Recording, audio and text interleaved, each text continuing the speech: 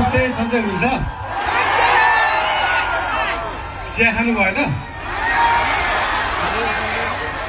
चिया कहाँको खानुभयो? कुन ठाउँको?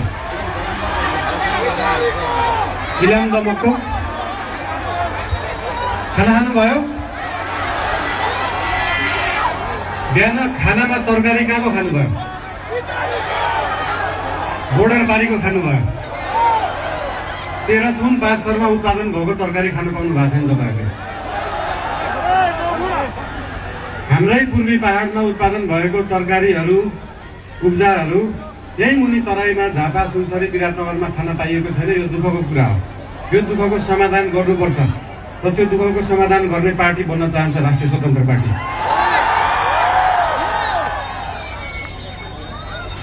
पूर्वी तराईका 3वटा 4वटा जिल्लाको फुल पोटेन्सियलमा धान उत्पादन गर्ने हो, चामल उत्पादन गर्ने हो भने देशभरिमा खान पुग्छ। तर विडम्बना यही खान पुगेको छैन। यो दुःखलाई समाधान गर्नुपर्छ र त्यो समाधान गर्ने पार्टी बन्न चाहन्छ राष्ट्रिय स्वतन्त्र पार्टी। बर्खामा बाढी आउने, बाढीले खेती योग्य जग्गाहरू सबै बालुवाले पुरिदिने, सुक्खामा पानी नपाउने, सिँचाइ गर्न नसक्ने खेती योग्य जग्गाहरूलाई त्यतिकै राख्नु परेको हुन्छ। बेला बेलामा बाढी समाधान गर्न तटबन्ध बनाउने र सुक्खाको समयमा सिँचाइ दिने पार्टी बन्न चाहन्छ राष्ट्रिय स्वतन्त्र party.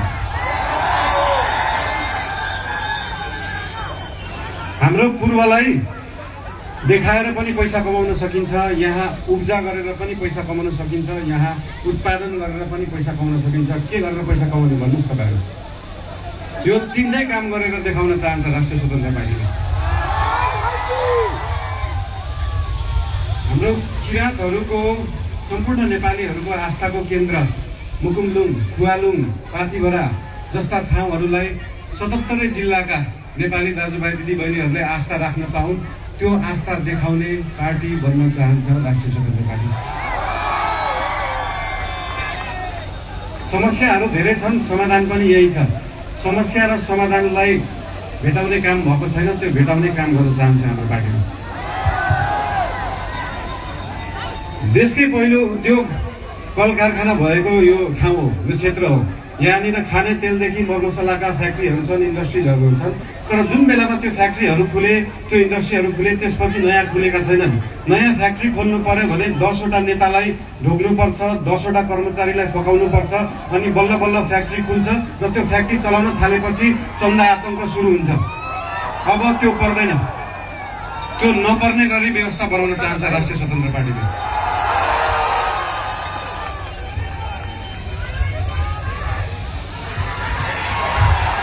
I love you too. I love you too. I love you too. 3, 4. विश्वको पहिलो तीर्थस्थल कुन हो थाहा छ तपाईँहरूलाई? हाम्रै बाराहा क्षेत्र। यो हामी नेपाललाई पनि कतिलाई थाहा छैन। त्यो थाहा दिन चाहन्छौँ। त्यो थाहा दिने मान्छे बन्न सकौँ, त्यो थाहा दिने पार्टी बन्न सकौँ, त्यो थाहा दिने सिस्टम बन्न सकौँ। अस्ति हामी त्यो बाराहा क्षेत्र घुम्दाखेरि उदयपुरका विभिन्न ठाउँहरूमा पनि पुगेका थियौँ। उदयपुरको त्यो कोस्टल एरिया हेर्दाखेरि इन्डोनेसियाको बाली मालदिभ जस्तो विकास गर्न सकिन्छ कि जस्तो लाग्यो। त्यस्तो विकास गर्ने पार्टी बन्न चाहन्छ राष्ट्रिय स्वतन्त्र पार्टी। यता पिउने पानीको पनि धेरै समस्या छ। धरानमा पिउने पानीको डिपिआर पहिले भएको थियो, त्यो डिपिआर भयो, त्यो खानेपानीको व्यवस्थापन कोशीबाट मेकानिकल लिफ्टिङ गरेर धरानमा पानी ल्याउनलाई लगभग 5-6 अर्ब लाग्छ। तर सायद यहाँका जनप्रतिनिधि त्यो सरकारमा पुगेन होला, त्यहाँको पार्टी पुगेन होला। कुन पार्टी पुग्छ अब त्यो सरकारमा? यो भेगलाई त्यो पिउने पानी खुवाउने पार्टी बन्न चाहन्छ राष्ट्रिय स्वतन्त्र पार्टी। तपाईँलाई थाहा छ नेपालको 60-70% फुटबल प्लेयर कहाँबाट निस्किन्छ? यही पूर्व क्षेत्रबाट निस्किन्छ। तर फुटबल प्लेयरहरूलाई उत्पादन गर्नलाई, त्यो ग्रासरुटको फुटबललाई विकास गर्नलाई, त्यो खेल मैदान विकास गर्नलाई अहिलेसम्म सकिएको छैन। एउटा स्टेडियम बनाउन सकिएको छैन, ग्रासरुट लेभलको ट्रेनिङ सेन्टरहरू बनाउन सकिएको छैन। त्यो ट्रेनिङ सेन्टर बनाएर त्यो फुटबल विकास गर्नलाई आज गरेको हाम्रो इन्भेस्टमेन्ट 10 वर्ष पछाडि देखिन्छ। एउटा फुटबल प्लेयर राम्रो बन्नलाई कम्तीमा पनि 10,000 घण्टा प्र्याक्टिस गरेको हुनुपर्छ। त्यो प्र्याक्टिस गराएर राम्रो फुटबल प्लेयर उत्पादन गर्ने स्वभाव बोक्ने पार्टी बन्न चाहन्छ राष्ट्रिय स्वतन्त्र पार्टी।